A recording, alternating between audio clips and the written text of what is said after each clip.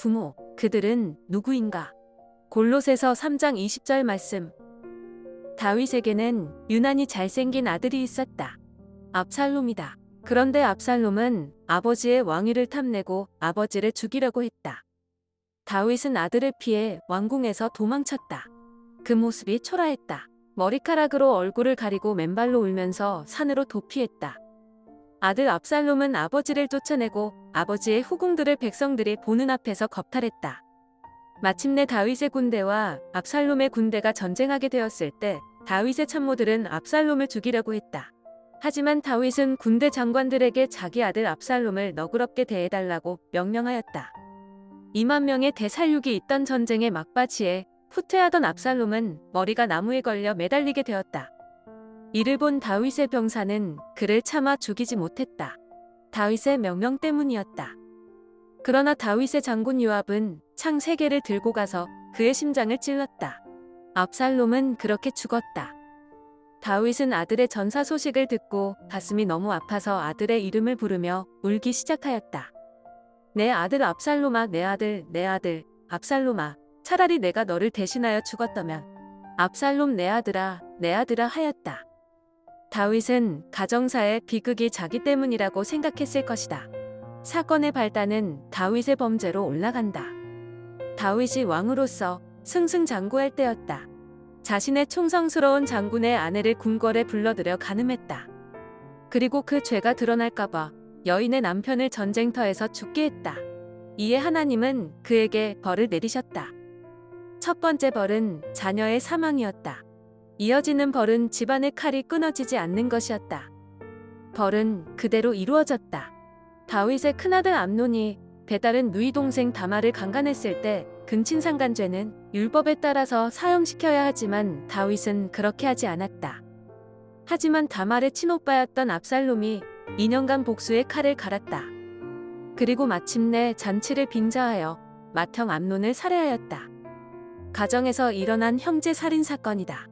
이 소식을 듣고 다윗은 그 자리에서 쓰러질 정도였다. 아버지로서 견디기 힘든 가정 내 비극이다. 이런 현실을 받아들이기가 힘들었다. 그리곤 아들 압살롬은 가출했다. 그렇게 3년의 세월이 흘렀다. 보다 못한 다윗의 장군 요압이 중간 역할로 압살롬을 왕궁으로 다시 올 수 있게 했지만 다윗은 2년간이나 압살롬의 얼굴을 보지 않았다. 부자지간의 불편함은 계속되었다. 다시 요압의 중재로 압살롬과 다윗은 화해하는 듯 싶었는데 아들 압살롬은 아버지의 왕권을 빼앗고자 쿠데타를 일으키고 다윗을 쫓아낸 것이다. 그리고 전쟁은 발발하고 압살롬이 죽은 것이다. 이에 다윗은 아들의 이름을 부르며 통곡한다. 다윗의 눈물은 이 땅 아버지의 눈물이다. 한 가정의 아버지로서 본이 되지 못했던 자신의 부끄러운 과거와 자식 교육과 자식 사랑을 제대로 못했던 아버지의 자책하는 눈물이다.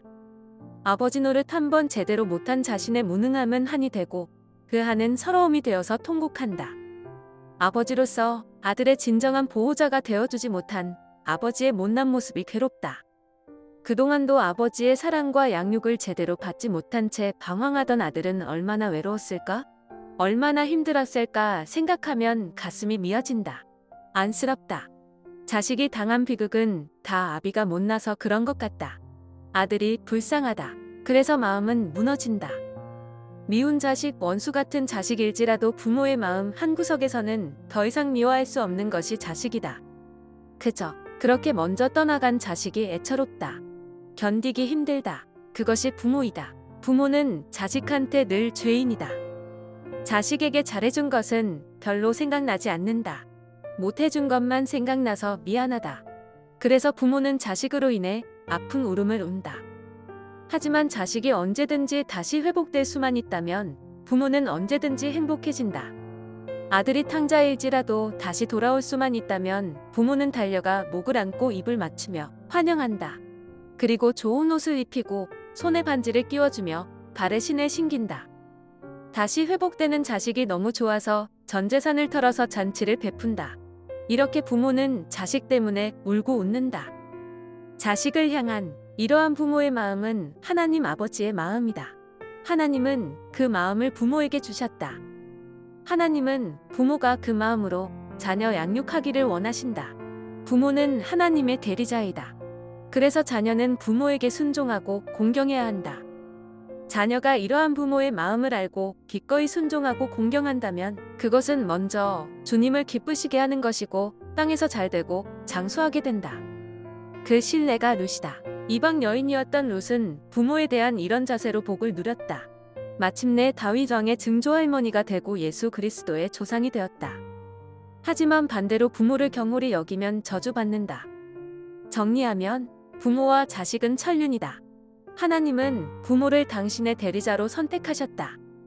부모에게는 하나님의 마음이 심겨 있다. 자녀를 위해서라면 죽을 수 있는 마음이다. 하나님은 부모가 그 마음으로 자식 양육하기를 원하신다.